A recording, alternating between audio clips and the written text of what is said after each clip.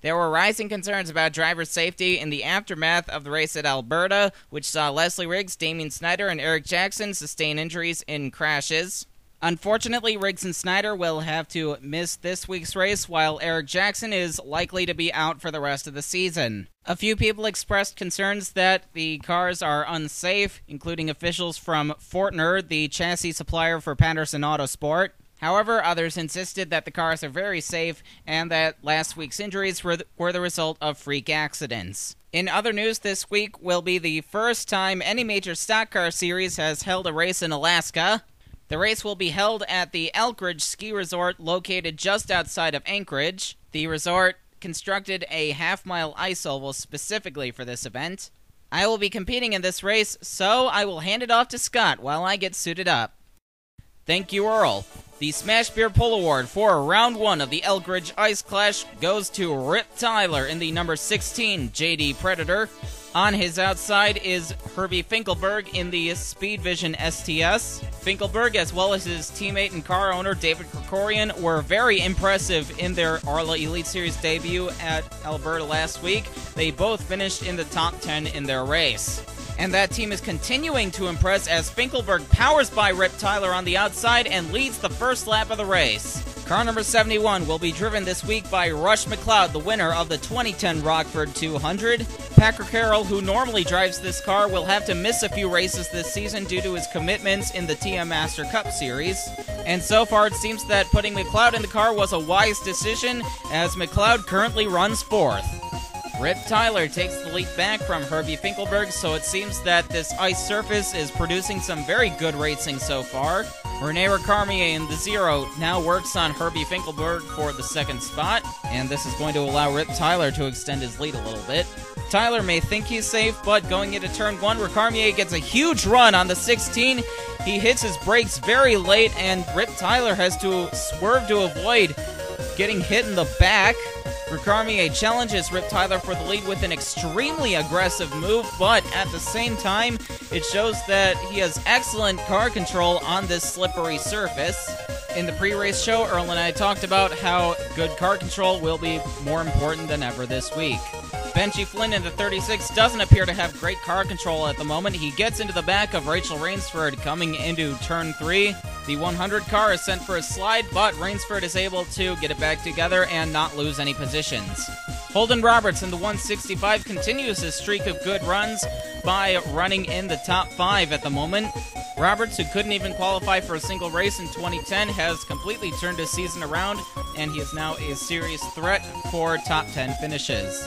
Rene Ricarmier took the lead from Rip Tyler a few moments ago, and now Brenda Riggs wants a go at the lead.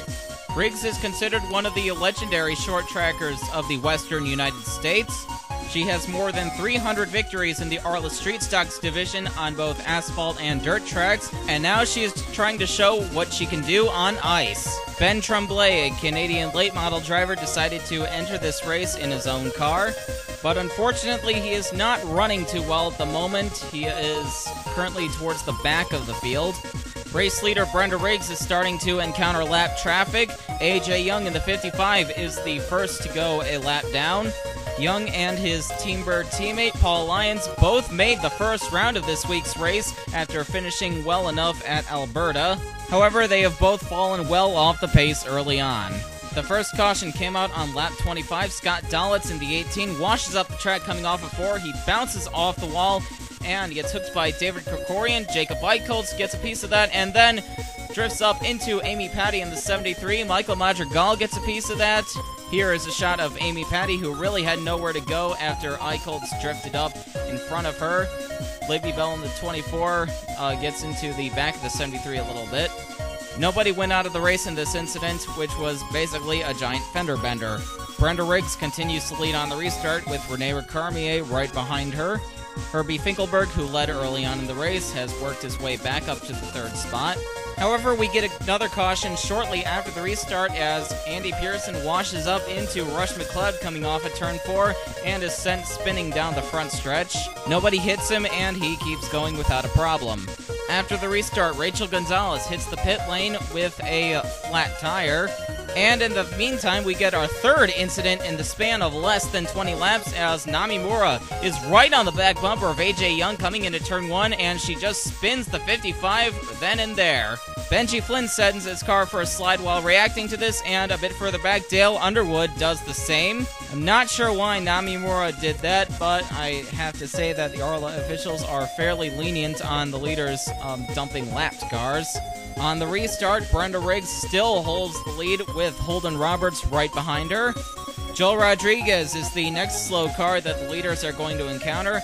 He holds up the 67, and here comes Holden Roberts. He tries to take advantage of Riggs being held up and dives to the inside, but then Rodriguez moves over to let the 67 by and starts holding up Roberts. However, Roberts gets another shot at the lead a few moments later, and without any lap traffic to interfere, Holden Roberts will take the top spot from Brenda Riggs. Behind the leaders, Joel Rodriguez encounters Rene Ricarmier, who does not tolerate his lack of speed and promptly sends him for a slide. The SPEEDVISION cars swerve to avoid the 86. Back up front, Holden Roberts extends his lead as Rip Tyler challenges Brenda Riggs for the second spot. I can't say enough about how good that 165 car has been recently, especially when you consider that the Jaguar cars were crashing and having mechanical problems all over the place at the beginning of the year. Jacob EICHHOLTZ in the 231 is having another good run so far. He is well inside the top 10. EICHHOLTZ won the rookie shootout at the beginning of the season, and he has certainly been backing that up with good runs such as these. And he has established himself as a serious threat for the title.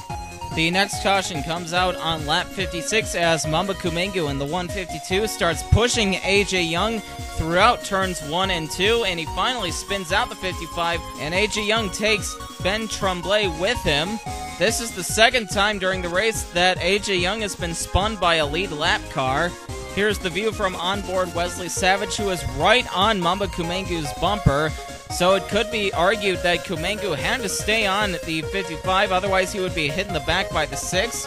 But really, there is no reason to be pushing AJ Young throughout the corner and eventually make him spin out like that. Holden Roberts leads on the restart with Rip Tyler, the pole sitter, right behind him. Leigh Gurrell in the 46 is in the 3rd position, and Bigsby Foote, Rip Tyler's teammate, runs 4th. A few moments later, Rip Tyler is going to challenge Holden Roberts for the lead. Roberts has the momentum coming down the backstretch, but Rip Tyler has the line going into turn 3, and he will take the top spot. The final caution flies with 16 laps to go. Namimura gets a big run into turn 3, but she uses that run to get into the back of Cameron Sweetwater and send the 79 for a spin. This was completely uncalled for as Mura just ran right into the back of Sweetwater, but then Sweetwater does a bit of damage herself. She gets into the back of Rachel Gonzalez. Gonzalez tries to fight the car, but she ends up going for a spin. I said that Mura's actions were uncalled for, and, well, so were Sweetwater's. Rachel Gonzalez really tried to prevent that car from spinning, but she ultimately just lost it. Namimura and Cameron Sweetwater were both called to the hauler. Rip Tyler continues to lead on the restart with Holden Roberts in second as we approach the closing laps of this race. Neither Tyler nor Roberts have won an ARLA Elite Series race in their short careers. Leigh Gurrell in the 46 is in third. He has only one victory to his name, which he got in 2009. And Holden Roberts makes the move for the lead going into turn number 3. Roberts appears to be safe, but Rip Tyler makes a big move. He slams on the brakes extremely late, and he is able to keep the car together coming through the corner. He will take the lead back. Brenda Riggs tries to follow him, but she gets loose coming off of turn 4. However, Riggs is still able to battle back and challenge Holden Roberts for second. This battle is going to give Rip Tyler the cushion he needs to cruise on to his first career ARLA Elite Series victory, and Power Steering Incorporated, which broke into the series in 2008, will finally go to victory lane. Brenda Riggs finished in second with Rip Tyler's teammate Bigsby Foote coming home third, making this day even better for Power Steering Incorporated. Holden Roberts fell back to fourth after arguably having one of the better cars of the day, so Kind of a tough break for Roberts, but he still manages to bring home a top 5. Rene Ricarmier finishes 5th in a fairly quiet run. We did not talk about this Zero car too much during the race. In 6th is Allie Riggs, coming off of her 2nd win of the season at Alberta. Leigh Gruel fell to 7th after running 3rd on that last restart. I'm not sure what happened to that 46 car in the final laps. We had a very close battle for 8th, coming to the line with Jacob EICHHOLTZ taking the position over David Krikorian by just a few inches. And then Amy Patty rounds out the top 10. And now it is time for round number 2. Laura Cyrus takes the Smash Bear Pole Award, replacing Leslie Riggs in the 50 car. Cyrus has been competing on and off in the Elite Series for the last couple of years, but she has shown plenty of speed in several of her runs, and it appears that this weekend is going to be no exception. However, Cyrus receives an early challenge from Kevin Monroe, who started on the outside front row. Alex Graff is filling in for Damian Snyder this week, and he started in the 3rd spot, so the Riggs substitute drivers have made superb efforts in qualifying. Graff is now challenging Kevin Monroe for the 2nd spot, with Earl McDermott in the 80 in tow. Car number 3 is being driven by Zach Gott this week. Gott is an ARLA Thunder Trucks regular and also the crew chief for the 00 car driven by Anthony Griffith, but he was needed behind the wheel of the 3 car after Eric Jackson was injured at Alberta. Gott is only expected to be in this car for 1 race, and it is not known who will drive the car in the future. Kayla Bazell, in her 2nd start, finished in the top 10 at Alberta last week, and now it looks like she is building on that momentum. She is running in the top 10 today. A lot of our part-time entries have been really strong this season, and Bazell is currently on course to add her name to that list. Alex Graff gets a run on Laura Cyrus and challenges her for the lead. However, Cyrus is fighting back on the outside and making life very difficult for her teammate. She still has the position coming off of turn 2, and Earl McDermott slams into the wall coming off the corner. He will lose a spot to Kevin Monroe, but back to the leaders. Alex Graff manages to stick his nose up front, coming through 3 and 4, and he will take the lead. The first caution flies on lap 16 as Joseph Howard has a mechanical problem and stalls in the middle of the track. Nobody hit him, but he would require a ride on the tow truck. Alex Graff leads on the restart with Kevin Monroe in 2nd. He had taken the spot from Laura Cyrus shortly before the caution flew, and it wouldn't be long before Monroe made the move on Graff to take the lead. In the meantime, Laura Cyrus has closed up on this battle. You can bet that she wants the lead back. This has arguably been the best season for White Mountain Motorsports so far, but their drivers Ricky Flush and CJ Cameron hit a bit of a snag at Alberta last week. Cameron blew his engine while Ricky Flush got caught up in a wreck, but today they seem to be back on top of things with both cars inside the top 10. CJ Cameron running just a few positions in front of Ricky Flush. Back up front, Laura Cyrus makes the move on Kevin Monroe to take the lead back. Cyrus's only other start this season was at Texas, and she finished 2nd in her race, and she has been very quick today, so despite her limited schedule, I think a win might be around the corner for Laura Cyrus. CJ Cameron makes his way up to 3rd, trying to steal some of the spotlight away from the M&J and Riggs juggernaut. I've said it before and I will say it again, CJ Cameron has easily been one of the most impressive drivers of 2011. Despite a few snags here and there, Cameron has been consistently fast week in and week out, and I wouldn't be surprised if another win or two was coming for this 313 car. Cletus McGuffey in the 04 goes a lap down to Laura Cyrus. McGuffey competed in the ASCC in 2010, where he was well off the pace, and it looks like his foray into ARLA is no different so far. Kevin Monroe came very close to shoving McGuffey out of the way coming into turn 1, and I can't say I would have blamed him. Mike Howard in the 610 will be the next car to go a lap down. I think this would be a good time to mention that this is the home race for Juno, Lastro Autosports chassis supplier, and I don't think it's going to please them to see their car in danger of going a lap down, especially since Lastro Autosport showed some speed in the early part of the season. The leaders now find themselves in fairly heavy traffic. Laura Cyrus and Kevin Monroe have just gotten by Nikos Kostopoulos. Kevin Monroe is right on the 50's back bumper, and he turns Laura Cyrus sideways coming through turns 1 and 2, and CJ Cameron goes for a slide. That will bring out the second caution. It looks like Cameron saw the incident between Monroe and Cyrus, and he spun his car trying to react to it. But that was an uncharacteristically aggressive move from Kevin Monroe. Cyrus brakes fairly early into the corner, and Monroe gets into the back of her, but he just keeps going until the 50 starts to go around. Kevin Monroe will get the lead from this, but it is actually illegal to shove the leader out of the way. It could be argued that this was a product of racing in lap traffic, but Monroe was called to the hauler, and we'll have to see what the officials make of this. Monroe has the 610 right behind him on the restart, so that gives him a cushion over the rest of the field. However, we get our next caution right after the restart. Kyle Eckerton gets into Earl McDermott coming through turn 1. Caleb Bazell in the 672 and Hawk Slider in the 070 go spinning as well. Did I mention that McDermott and Eckerton are teammates? Some teamwork. Kyle Eckerton was called to the hauler for this incident. After the restart, Alex Graff gets by Mike Howard to try to start chasing down Kevin Monroe. Further back in the field, DJ Daniels in the 78 is spun by Jared Anderson in the 9 after the 9 gets into the back of the 78 coming off of turn 2. However, DJ Daniels spins off to the side and out of harm's way, so the caution does not come out. However, Daniels then merges right back up in front of Kevin Monroe, who is trying to get by his teammate, Scott Morales. But this does not stop Kevin Monroe from opening up a big gap over the rest of the field.